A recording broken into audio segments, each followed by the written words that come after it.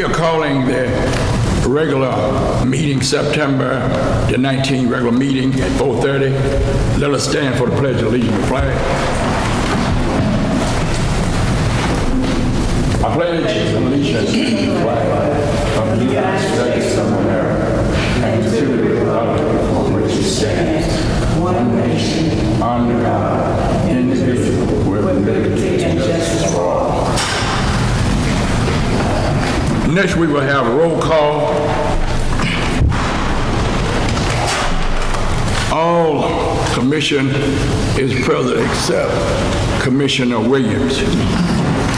At this time, I would have an addition. I would like to amend the agenda to add under public appearance, Mr. Bradshaw, Mr. Besides, and Mr. Holloway under item between the roll call. That'll be next to roll call. Do I have a second? Got a second. In discussion? All in favor by show of hands? Unanimous.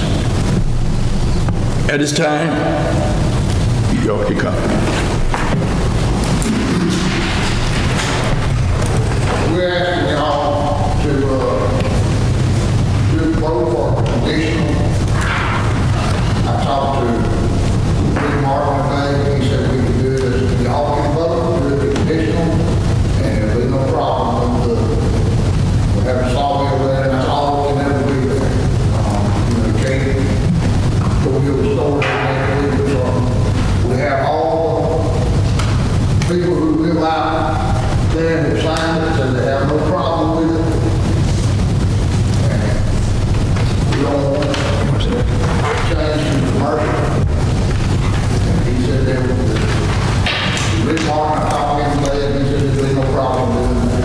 Rick Morris is who he's referring to with the RVRC, the one that wrote our code, our zoning board ordinance.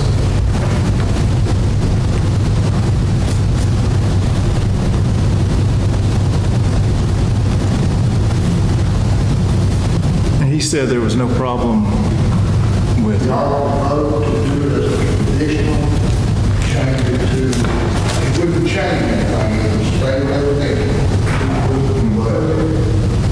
Right, a conditional, I'm the county attorney, didn't I?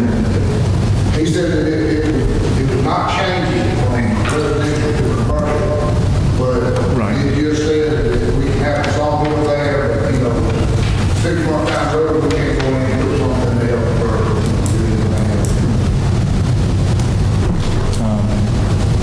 I've given my legal opinion on this to the county manager, which was not in speaking with Mr. Morris, but just based on my plain reading of it.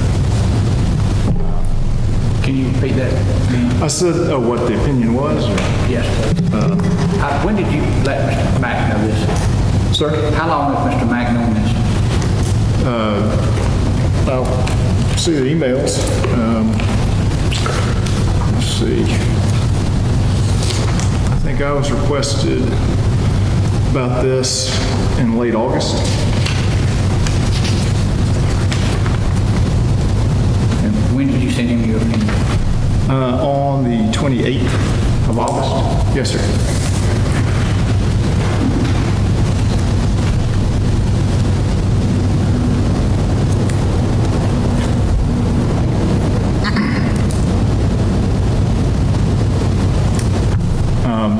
I'd be happy to read that to you. Please. I could have copies made. Because I certainly hadn't gotten a memo and nothing's been passed on to me about it. I understand. I mean, this is, we've discussed it in an open meeting, which was a call meeting 2 weeks ago. And this was wasn't even brought to light. So I had been asked then, let's see, the formal question is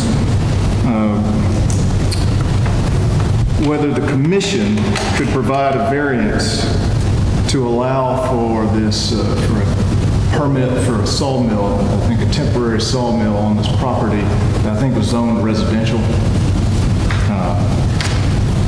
And my official opinion was that According to Section 9 of the zoning ordinance, the landowner must seek review by the Planning Commission, followed by approval of the Board of Commissioners. As for any other method, I direct all parties to the following pages of the zoning ordinance, and that was pages 10, 35, and 38.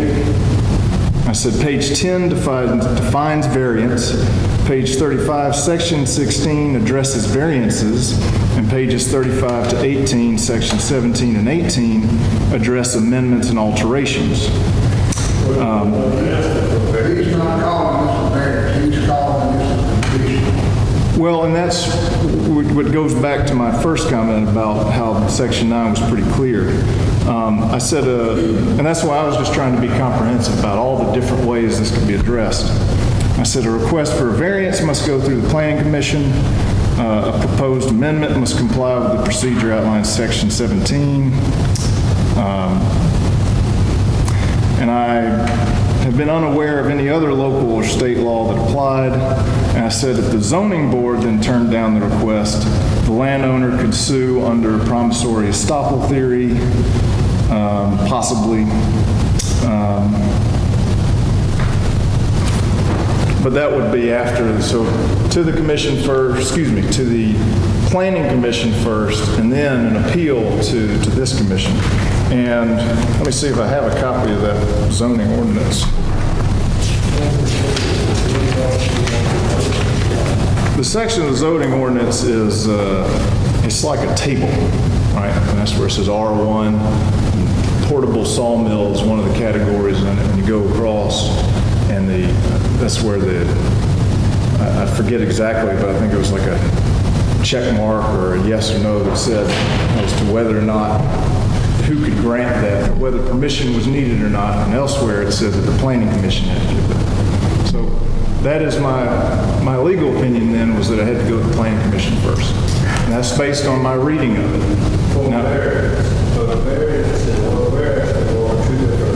No, that was for, well, I gave extra analysis about variances as a separate means of trying to accomplish what you were trying to accomplish.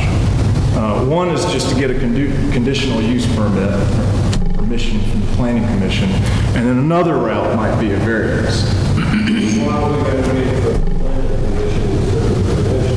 It comes before the planning commission has to make a decision on it first. Then it comes before, whatever decision they make it, they send it to us. And once they send it to us, then we can vote however way we feel that's fair. That's what we put in a resolution.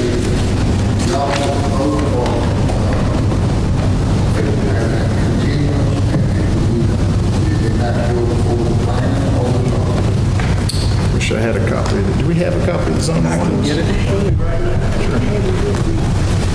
We do have a resolution on it that everything goes through the zoning, and then the zoning make their recommendation, then it comes before the commission, and we make our recommendation. So who makes the final decision? We do. Why can't you make it there? Because it's supposed to go through the zoning first, then come to us. You don't know what they're doing. There's no need. No need to proper all the time. It's proper. It's horrible. It's so There's three more in the county. Well done. One down in St. Thomas, there's one in Joel Rock, and there's one in Hilton Hall. Are all those also residential properties? And did any of those have? Residential or agricultural?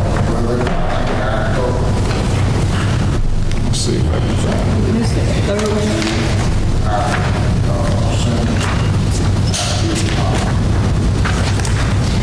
If I can, while we're waiting here, I want to make a quick statement. If I was supposed to send Mr. Mentor's opinion to the commissioners, it was just my mistake. What the commissioners have all indicated an interest in trying to facilitate this thing happening and not to stop it. So whenever I got the email from Mr. Minter, I went to the zoning author, which is Rick Morris at the RVRC, and sought his assistance with it as well. And I didn't get the same impression in my discussion with him that you did. I'm glad that you got that opinion from him, but he just didn't come down that way to me. But the whole point was trying not to stop it instead of stopping it. You think he might be available? I mean, if you want to table this for, I can call him to try and see what his opinion again. County clerk said they want to talk. She heard the whole conversation. And said that y'all could vote this way, and we didn't have to carry forward the plan, didn't have to carry forward the law.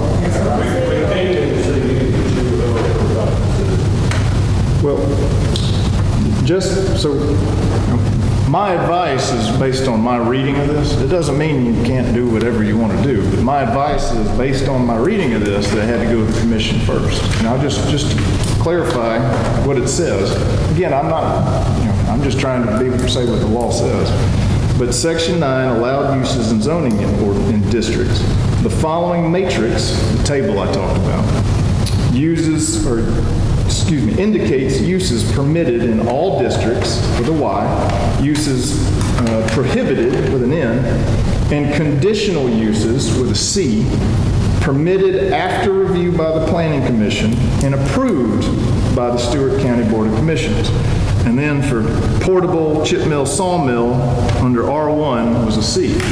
So to me, that meant after review by the Planning Commission and approval by the Stewart County Board of Commissioners. So has there been a review by the Planning Commission? Yes, sir. There's a lot to be said about what you're saying, that is true. In the past, we have probably, what, in a year's time, just reestablished the zoning. We went some time without a zoning board, and we just made the decision ourselves. And, the thing is, that we had this information now, it's been almost 20 days, that and that's one thing I'm saying to Mac is that we didn't get it, because if we had gotten it, we could have called and set up and scheduled a zoning hearing instead of putting off another week or two. So this stuff's been sitting out in the weather, the building's half built over it, and that's the issue that I have. For the taxpayers, if we're up here, that we should, expedite the thing as quick as possible, whether it's a yes or a no. And, in my opinion, that if they've got all the signatures of every landowner that surrounds it, and they don't have a problem with it, then what is the zoning board? There's nothing for them to turn down if it's already a conditional use in the zone. I'm sorry.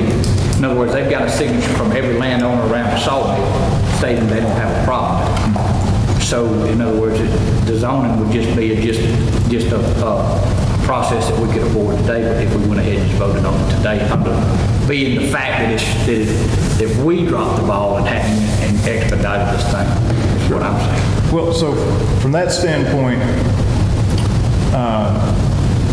if this board went ahead and said, yes, we approve, despite there having no evidence of there being a review, in that case, it's, well, who will object? And I don't know. If what you're saying is true, it could be possible that no one would object and there's no harm. In that case, it wouldn't really matter. Still, there's only 4 or 5 zones. We could call them. If you had time, and call them and ask their opinion. But I feel confident if it's a conditional use on a portable sawmill, they're not going to have a problem if the landowners don't have a problem. Right. They're not rezoning, so it don't have to be put up. It says conditional and therefore portable sawmill. No, it absolutely says that. So there's no sign that has to go up. And if they went far enough to get all the signatures around the property, who can contest it? But those are all good points, but I'm just going based on the letter of what it says, and so. I'm asking for a vote now. And just to be clear, I'm not going to advise you to not do it or to do it one way or the other. My legal opinion was that I think the the letter here says that there should be a review, but that doesn't necessarily mean that it would be extra legal for this board to go ahead and approve action. Make a motion to go ahead on and Can I make a statement, then we can make a motion? My thing is, I have no, which I was going to support it anyway, I can throw that right on out there. But my thing is, if we was going to do it this way, why did we stop them? Why did they stop doing what they were doing from the beginning? So why are we in this situation where we got to make a decision if they was already working on it? I asked that at the work session that they was already had started installing. So why did we stop y'all from working? Just, the chairman, I think that the thing that we discussed was whether it was portable or not portable. And that's what's the issue. I had to go back and look. I had no problem. No, I'm just saying that that was the So issue. y'all, it's already up, everything is That up. problem with building permit. The building permit, They fixed it though, didn't they? with that, So that's the issue, the building we're permit building a is. shed. Okay, but is the issue tonight, is it the building permit fee that they charge? As far as working, we just had,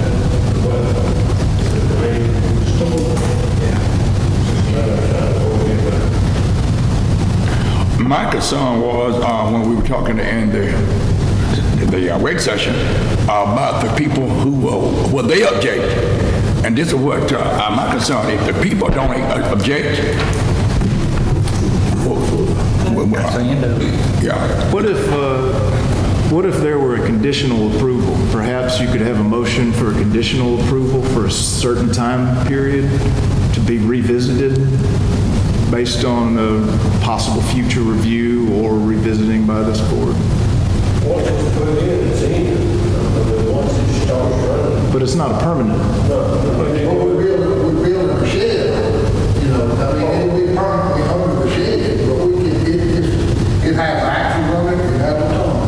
But But we're building a shed over it, to keep it out of the way. right, but the shed, whether the shed is permanent or not is separate. Shed gonna be permanent. But that's a separate matter from whether the sawmill is permanent, right? So that's what I was just strictly speaking about, the sawmill itself. As to the building, to me, that's a separate permit, separate issue. But Matt, is that every signature? I mean, I wouldn't know the name. That's why I said I couldn't look at it. Are these all the people that live in that community? Everybody's building it. The only one we meet with Mr. James Sherrill, who lives across the street, and I guess he was out working. But, I mean, over the weekend I spoke with him, and he doesn't have a problem. But he said he didn't have a problem. I said He lives right across the street. What's the motion? I made the motion. Go ahead. Got a motion, second, and further discussion? All in favor, show your hand. 30 seconds. as a motion to approve the conditional use or the conditional permit for the portable sawmill on the property. Now, it will stay residential, but it will be conditional. We're permitting it to be conditional as a portable sawmill. And do you already have sufficient information about the address of the property? I can get it. We just want to know. We've got it. Yes. Yeah, just the We have it. address. Okay, that's what I was about to ask. Let's get into that. Okay. Yeah. Okay, what was the fee that you paid? Can I address this real quickly? In the process of giving out this permit, Ms. Holloway, who ordinarily handles this matter, was gone to Savannah on a trip. And so it was Ms. Sutton Ball and I that were looking at the information, which was unclear to me. It looked like we should treat a pole barn as a building. And so we charged Mr. Precise the basic building fee plus 12 cents a square foot. And whenever Ms. Holloway came back, she clarified the practice that we have, which is not written out in the current building schedule, which is we treat pole barns just with a building fee and no 12 cents per square foot. And I offered to refund the amount at that moment, and Mr. Precise said he'd wait to the resolution of the appeal. What we will bring up later in this meeting is a clarified building schedule that states, among other things, that pole barn does not have, a pole barn is this building fee only and not the 12 cents a square foot. So later on in this meeting, we'll have the opportunity to take that issue up, unless you want to take it up now. It will be part of a regular meeting anyway. Well, that's fine. I want to clarify something right quick. We just kind of, everything's good, what else we're doing that.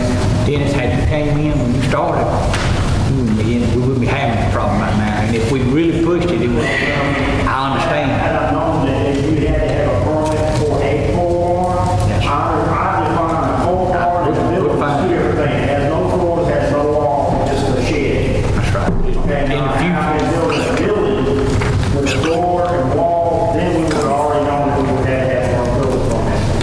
there is an exemption for ag buildings, and if you look, but however, this one wouldn't be, but I just want to get that even if you had started it with the 125 is good, but it's just it really wasn't been, it could have been a big issue. That's all. Thank you. All right. Did you say we charge you 125? Zero. Yes, ma'am. We trying Yeah, that's all the public appearance. more than said it. Been more things, but that. We said it. But I didn't want to add that out. I didn't get a copy of this. Give me a copy of this. Was this supposed to come out? Before he ever started, I'm gonna get a permit. And that way it wouldn't have been an issue about none of this. No, I'm talking about the code enforcement. The code enforcement. When he would have came to start with, he would have been, see, he waited after the fact, so it should have been double, but we ain't getting into that. Okay, But if so he that's come what in that the fee first was. day, That's what that fee was. if he'd come in the first day, Bill would have addressed it, took care of everything, and we wouldn't have none of this conversation.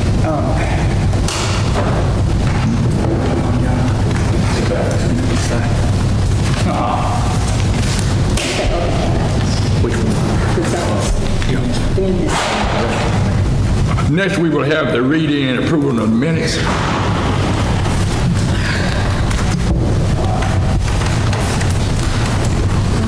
Mr. Chairman, I make a motion that we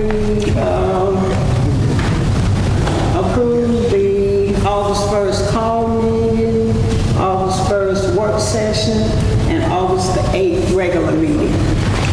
Do we have a second?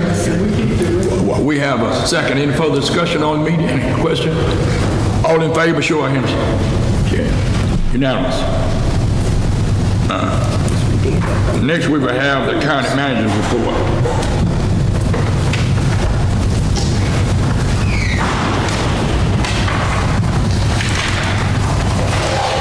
And the first thing we'd be taking up are the building permits and fees.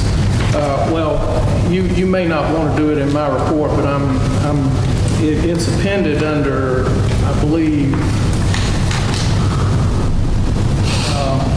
it's under new business, so you can take it up there, I guess. The Lane Road irrigation detail has been delayed, and so that's off the table for the current project. For the current moment, it may be 6 months or so before it happens. Trotman Road project, we have the opportunity to approve Oxford's bid of $1,000. Where is that? we've got that. We're taking that up.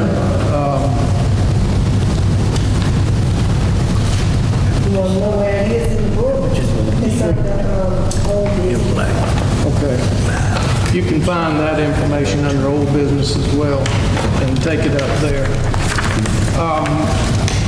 The 911 Commission, you want to handle that later on, Attorney Minner?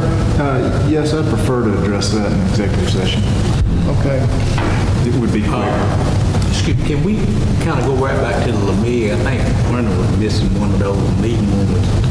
Now, the original amount of LMIG money is like a little over $500,000, right? What's the total of that? And then the extra to continue that whole project, like what, 100 and something? 53,000, isn't it written down there? I got you. Yes. I got you.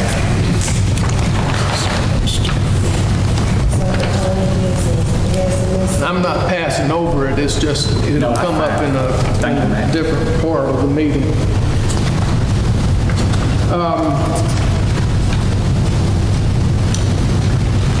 And I think that I have on here these budget adjustments, but we're going I'm going to ask that you postpone that until a later meeting so that we can deal with that in an ordinance.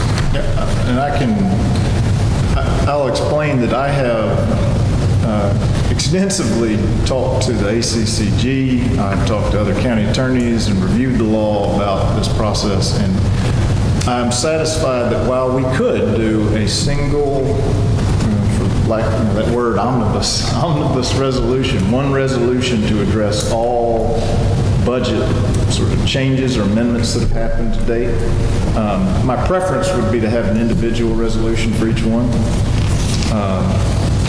But I've been told that there's not really necessarily a problem with having them all in one.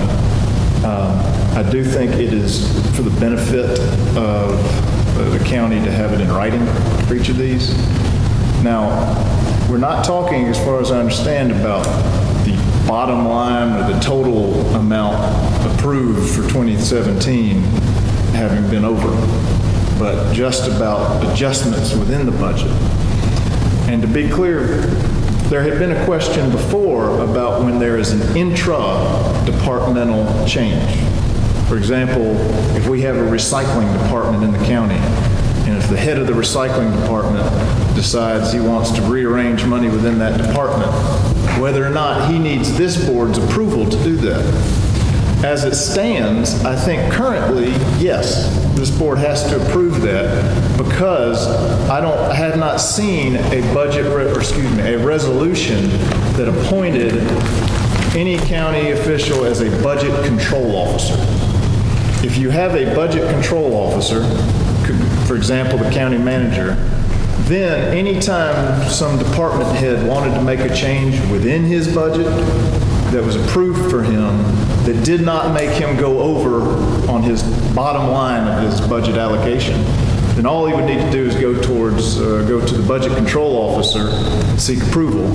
And if approval were denied, he could always take it up with his commission. Otherwise, the commission would never need to be bothered by it.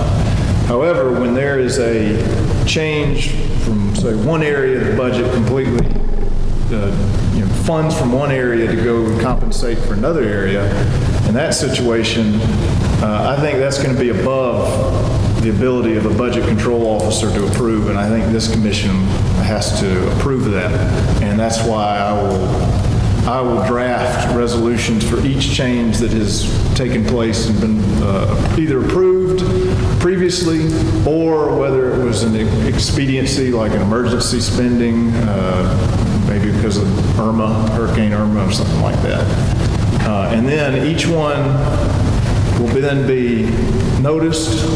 And again, I'm not totally sure this is required, but I think it's a best practice, is that for each one then, we will have notice of all of these and then there can be a hearing whether if anyone in the public wants to address any of them, and then there can be approval on all these separate resolutions. So we could have a meeting, the next meeting could be a little bit longer, or it could be quick if all this just happens quick.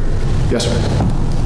Ben, is this covering the elected officials or just the people that fall under our direct supervision? So, Elected officials, couldn't they come in and ask for their entire budget at the first of the year? Couldn't you're absolutely right. Elected officials, however, they can control their budget as they want. It's only the bottom line that they need to come in for. So you're right. I'm just going to find that, because I wasn't sure. So this is like our road department, EMS, those type of people. Yes, sir. So yeah, if he wants to make a change within his department, ordinarily, in most counties and cities, he would just go to the finance department, the budget control officer. I don't think we have one, so I would propose that we have a resolution appointing someone as a budget control officer. You don't have to. I understand Fulton County keeps a very tight control over everything in their budget.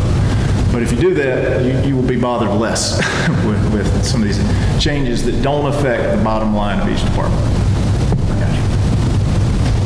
I think one of our biggest issues was that because in some of the budget, we don't have enough money in that budget to take care of everything when we did the budget. So some of it that we would have to go ahead and move it from somewhere else to take care of it. But if I'm right, some of it is just a line item and all of it is not just a line item. So for all those, I plan on, and I apologize that I've not done it yet, but I plan on having a separate resolution for each one-page resolution as to each matter, and we can have a discussion on each single change that's that, of that level. As for the interdepartmental ones, though, all that can be addressed, as I said, with just approving a budget control officer. I think that was it. And there's one thing I wanted to add, which is that I have been a little behind on this because I know this is, the county manager has put this on the agenda a few months or a few meetings in a row, I think starting in June. And what has been, I think, a little bit